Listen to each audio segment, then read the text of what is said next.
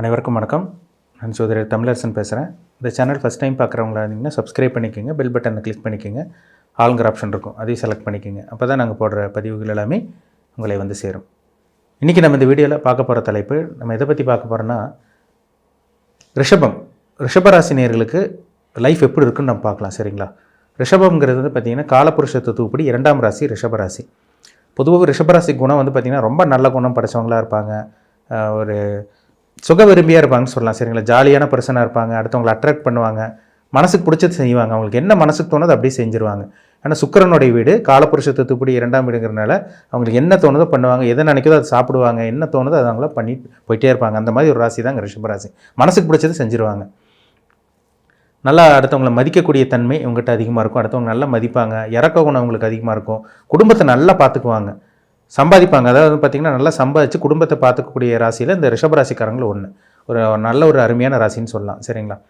ரிஷபங்கிறது வந்து பார்த்திங்கன்னா காலபுருஷ தத்துவப்படி 2ஆம் வீடுங்கிறதுனால குடும்பத்தை நல்லா கேர் பண்ணிக்குவாங்க, குடும்ப உறுப்பினர்களோட ஒன்றா இருக்கணும்னு நினைப்பாங்க, எப்போவுமே தனிச்சிருக்க மாட்டாங்க, கூட யாராக இருக்கணும், அன்பாக இருக்கணும், கூட யாராவது சேர்ந்துருக்கணும்னு நினைக்கிறவங்க தான் ரிஷபராசிக்காரங்க. அதில் வந்து பார்த்திங்கன்னா 3 நட்சத்திரம் வரும். ரிஷபராசிக்கு வந்து பார்த்திங்கன்னா கார்த்திகை நட்சத்திரம் வரும், ரோகிணி நட்சத்திரம் வரும், மிருகசீரிஷ நட்சத்திரம் வந்துடும். இப்போ இதில் 3க்கும் ஒவ்வொரு கேரக்டர் வரும். ரிஷபராசிக்காரங்க பொதுவாக ஜென்ரலாக ஒரு கேரக்டர் இருக்கும், அந்த நட்சத்திரத்துக்குன்னு ஒரு சில கேரக்டர் மாறும்.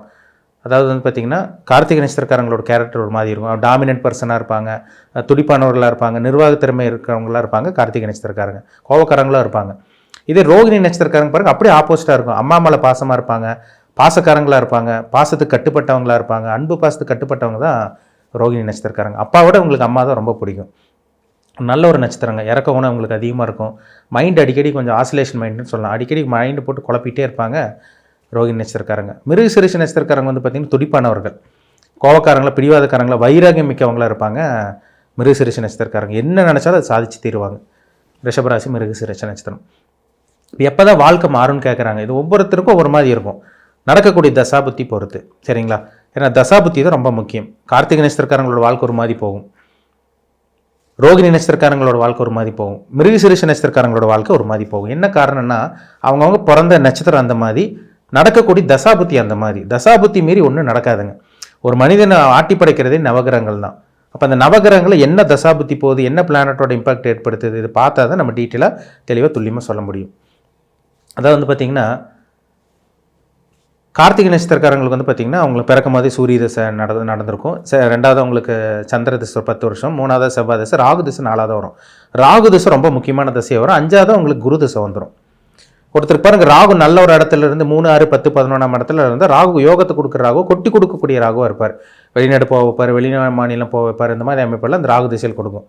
ஒரு சில பேருக்கு ராகு ஒன்றுமே பண்ணாது, ஒன்றுமே பண்ணாமல் போயிடும். ஏன்னா 4வது வரக்கூடிய முக்கியமான திசை ராகு திசை. ராகு பாருங்கள் 8ஆம் இடத்துல எல்லாம் போய் உட்காந்து, அதே மாதிரி வந்து பார்த்திங்கன்னா 8ஆம் இடத்துல உட்காந்து லக்னத்தில் உட்காந்துருக்கும். ஒரு சில பேருக்கு ஜாதகரே கெடுத்து விடும், மைண்டு குழப்பத்தில் கொண்டு போய் மாட்ட விடும். 8லெல்லாம் உட்காந்துட்டு பாவகிரக சம்மந்தப்பட்டுச்சுன்னா விபத்து, அறுவை சிகிச்சை, கண்டம், அசிங்கமான எல்லா பிரச்சனையும் கொடுக்கும். வறுமையிலே வாழ்கிற மாதிரி கொடுத்துரும் வாழ்க்கையை. 8ஆம் இடத்துல எல்லாம் ராகு இருக்கக்கூடாதுங்க. அது 2ஆம் இடத்துல ராகு இருந்தால் கூட சுபகிரக சேர்க்கை இருந்துடணும். சுபகிரக சேர்க்கை இல்லைன்னா குடும்ப வாழ்க்கை அந்த மாதிரிலாம் சில பிரச்சனைகள் கண்டிப்பாக கொடுக்கும். குரு தசை வரும் உங்களுக்கு. குரு தசை வந்தாலும் வந்து பார்த்திங்கன்னா ஒரு சில பேருக்கு நல்லது பண்ணும், ஒரு சில பேருக்கு கெட்டது பண்ணும். குரு எல்லாத்துக்கும் நல்லவர் கிடையாது, அதே மாதிரி வந்து பார்த்திங்கன்னா குரு எல்லாத்துக்கும் நல்லவர் கிடையாது, கெட்டவரும் கிடையாது. அந்தந்த லக்னத்துக்கு தகுந்த மாதிரி தசாபுத்தி தகுந்த மாறுபடும். சரிங்களா? ரோகிணி நட்சத்திரக்காரங்களுக்கு பிறக்கும் போது சந்திர திசை, 2வது செவ்வாய் திசை 7 வருஷம், 3வது ராகு திசை, 4வது குரு திசை. கண்டிப்பாக உங்களுக்கு குரு திசை வந்துடும். ராகு திசை குரு திசை நீங்கள் டச் பண்ணாமல் போகவே முடியாது, முக்கியமான திசை. செவ்வாய் திசையில் பிறந்தவங்களுக்கு பாருங்கள், மிருகசீரிஷ நட்சத்திரத்தில் பிறந்தவங்களுக்கு பிறக்கும் போதே செவ்வாய் திசை முடிஞ்சு 2வது ராகு திசை, 3வது குரு திசை, 4வது சனி திசை வரும். அப்போ அந்த 3வது வரக்கூடிய இந்த குரு திசை ரொம்ப முக்கியமான திசைங்க. அப்போ ராகு திசை நீங்கள் ரிஷபராசின்னு பிறந்தாலே உங்களுக்கு ராகு திசைக்கு கண்டிப்பாக டச் ஆயிடுவீங்க. ராகு திசை வரும், குரு திசை வரும். குரு திசை யாருக்கு நல்லது பண்ணும்? ரிஷபராசிக்காரங்களுக்கு. மேஷ லக்னத்தில் பிறந்தவங்களுக்கு நல்லது பண்ணும், கடக லக்னத்தில் பிறந்தவங்களுக்கு குரு திசை நல்லது பண்ணும், சிம்ம லக்னத்தில் பிறந்தவங்களுக்கு நல்லது பண்ணும், விருச்சிகம், தனுசு, மீன லக்னத்தில் பிறந்தவங்களுக்கு, இந்த 6 லக்னத்தில் பிறந்தவங்களுக்கு குரு திசை யோக திசையும் இருக்கிற யாரோட சேர்ந்துருக்காரோ அதுக்கு தகுந்த மாதிரி. யார் கெட்டது பண்ணுன்னு பார்த்தோம்னா, நீங்கள் ரிஷபராசி, நீங்கள் ரிஷப லக்னத்திலே பிறந்தீங்கன்னா குரு திசை உங்களுக்கு நல்லா இருக்காது, சொல்லிக்கிற மாதிரி இருக்காது, அசிங்கமானத்தை கொடுக்கும், பெரிய கடனில் கொண்டு போய் மாட்ட வைக்கும், நகையெல்லாம் கொண்டு போய் பேங்க்கில் அடமான வைக்கிறது, சேல்ஸ் பண்ணுறது, இந்த எல்லாமே அந்த குரு திசையில் தான் கடனில் போய் மாட்டுற மாதிரி வரும். துலாம் லக்னக்காரங்களுக்கு குரு திசை பெருசாக யோகம் செய்யாதுங்க. துலாம் லக்னக்காரங்களுக்கு குரு திசை பெருசாக யோகத்தை செய்கிறது கிடையாது. தேவையில்லாத பிரச்சனைகள், சில வம்பு வழக்கு பிரச்சனைகள் அதெல்லாம் கொடுக்கதான் செய்யுது. அசிங்கமான கடன் பிரச்சனை, மறைவான வாழ்க்கை, தலைமறைவு வாழ்க்கை, கடனில் போய் மாட்டிக்கிறது, வியாதி கொடுக்கறது, கண்டத்தை கொடுக்கறது, விபத்தை கொடுக்கறதெல்லாம் அந்த குரு திசையில் நடக்குது. துலாம் லக்னக்காரங்களுக்கு அந்த திசையை நடத்தினா அது இருக்கிற இடத்த பொறுத்து. குரு நல்ல இடத்துல இருந்துட்டுனா மறைமுகமான இடத்துல 6ஆம் இடம் சம்மந்தப்படாமல் இருந்துச்சுன்னா நல்லது, ஓகே, ஓரளவுக்கு சமாளிக்கலாம்.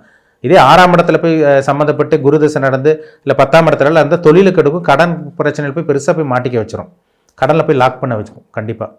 இப்போ இந்த திசை நடக்கிறவங்க கேர்ஃபுல்லாக இருக்கணும். அப்போ ராகு திசை எந்த இடத்துல இருக்குன்னு பாருங்கள். வாழ்க்கை மாறுமா மாறாதான்னு கேட்குறீங்க. உங்கள் ஜாதகத்தில் ராகு எங்கே இருக்காருன்னு பாருங்கள், குரு எங்கே இருக்காருன்னு பாருங்கள். நீங்கள் என்ன லக்னம் ஃபஸ்ட்டு, தனுசு லக்னம், மீன லக்னத்துக்குலாம் குரு திசை நல்லாயிருக்கும். இந்த 6 லக்னம் சொன்ன பார்த்தீங்களா, குரு திசை ரொம்பவே நல்லாயிருக்கும். துலாம் லக்னத்துக்கும் ரிஷப லக்னக்காரங்களுக்கு குரு திசை கண்டிப்பாக நல்லது பண்ணாதுங்க. அதே மாதிரி ராகு எந்த இடத்துல இருக்காரோ அது இருக்கிற இடத்த வீட்டு அதிபதி போல் செயல்படுவார். ராகு ஒரு வீட்டில் இருந்தாலும் அந்த வீட்டு கிரகமாக அப்படியே பிரதிபலிக்க ஆரம்பிச்சிடும், அந்த வீட்டு கிரகமாக மாறிடும். அதான் இப்போ ராகுக்கு எது பச்சவந்தி கிரகங்கள்னு சொல்கிறாங்க. சாயா கிரகம், நிழல் கிரகம் ராகுக்கு எது. அப்போ உங்கள் பிறப்பு ஜாதகத்தில் ராகு நல்லா இருந்துட்டா கண்டிப்பாக ராகு திசை 18 வருஷம் அருமையாக இருக்கும். குரு 16 வருஷம் நல்லா இருக்கணும்னா ஜாதகத்தில் குரு நல்ல இடத்துல இருக்கணுங்க, நல்ல பொசிஷனில் இருக்கணும். குரு கூட சனி சேரக்கூடாது, குரு கூட ராகு சேரக்கூடாது, குரு கூட செவ்வாய் சேர்ந்தால் கூட பரவாயில்ல, உங்களுக்கு குருமங்கள யோகமாக வேலை செஞ்சிடும். குருவோட கேது சேர்ந்தால் கூட பரவாயில்ல, நல்லாயிருக்கும். நிறைய பேர் பாருங்க, குரு கேது சேர்ந்தவங்க நிறைய பேர் கோடீஸ்வரங்களாக இருக்காங்க. ஆனால் குரு ராகு சேர்ந்து குரு திசை நடந்தால் பெரிய பிரச்சனையில் மாட்ட வச்சிடும். ஆனால் ராகு திசை நல்லா இருந்திருக்கும் அவங்களுக்கு. குருவோட சனி சேரக்கூடாதுங்க, குருவோட சனி சேர்ந்தால் அத்தனையுமே கெட்டு போயிரு, எல்லாமே வீண் பண்ணி விட்டோம் அந்த குரு திசையில். ஒன்றுமே இல்லைங்க சார், நாங்கள் நடு ரோட்டுக்கு வந்துட்டோம், எதையுமே நாங்கள் அனுபவிக்கலன்னு சொல்கிறாங்க பாருங்கள். அந்த குரு திசையில் தான் அவங்க நடு ரோட்டுக்கு வந்திருப்பாங்க, எல்லாத்தையும் இழந்திருப்பாங்க. அப்போ தசாபுத்தி ரொம்ப முக்கியங்க, சரிங்களா? உங்களுக்கு ராகு திசை நடக்குதா, குரு திசை நடக்குதா, உங்கள் வாழ்க்கை எப்போ மாறும், உங்களுக்கு நல்லது நடக்குமா கெட்டது நடக்குமான்னு உங்கள் ஜாதகத்தில், தனிப்பட்ட ஜாதகத்தில் தசாபுத்தி வச்சு பார்த்தா தான் துல்லியமாக சொல்ல முடியும். நடக்கக்கூடிய தசாபுத்தி தான் ஒரு மனுஷனை ஆட்டி படைக்கும். நவகிரகங்கள் தான் ரொம்ப முக்கியம், சரிங்களா? நவகிரகங்கள் தான் மனுஷனை ஆட்டி படைச்சிட்டு இருக்கு. அந்த நவகிரகங்களோட தாக்கம் உங்களுக்கு எப்படி இருக்குது, என்ன கிரகத்தோட தாக்கத்தில் இருக்கீங்க, ஃபஸ்ட்டு நீங்கள் என்ன நட்சத்திரம், என்ன நட்சத்திர பாதம், கார்த்திகை நட்சத்திரமா, ரோகிணி நட்சத்திரமா, மிருகசீரிஷ நட்சத்திரமா, உங்கள் வயசு என்ன, அதுக்கு தகுந்த மாதிரி தான் இப்போ டைம் போயிட்டு, அதுக்கு தகுந்த மாதிரி நேரம் காலமெல்லாம் இப்போ போயிட்டுருக்கும். கிரகங்கள் உங்களை இயக்கிட்டு இருக்கும், அப்படி பாசிட்டிவாக இருந்தாலும் சரி, நெகட்டிவாக இருந்தாலும் சரி. அப்போ உங்கள் வயசு என்ன தசாபுத்தி போகுது, இனிமேல் என்ன பண்ணலாம், என்ன பண்ணக்கூடாது, உங்கள் தனிப்பட்ட ஜாதகத்தை பார்த்து செக் பண்ணுங்கள். அதை பார்த்தா தான் துல்லியமாக சொல்ல முடியும் உங்கள் லைஃப் மாறுமா மாறாதான்னு. பொது பலன், ராசி பலனெல்லாம் பார்த்துட்டு இருந்தீங்கன்னா அது துல்லியமாக பேசாதுங்க. அதெல்லாம் 15லேருந்து 20% தான். அதுவே பெரிய விஷயம். ராசி பலன் பார்த்து வாழ்க்கை மாறுன்ட்டு இருந்தால் ஒன்றுமே பண்ண முடியாது. உங்கள் ஜாதகத்தை செக் பண்ணால் தான் டீட்டெயிலாக சொல்ல முடியும், சரிங்களா? பிறப்பு ஜாதகத்தை பாருங்கள், உங்கள் வயசு என்னன்னு பாருங்கள், பாசிட்டிவ் நெகட்டிவ் எப்படி இருக்குன்னு பாருங்கள், என்ன பண்ணலாம், என்ன பண்ணக்கூடாது, உங்கள் வயசு என்ன, இனிமேல் எப்போ வாழ்க்கை மாறுமா மாறாதா, எல்லாமே A to Z பார்த்து தெளிவாக தெரிஞ்சுக்குங்க.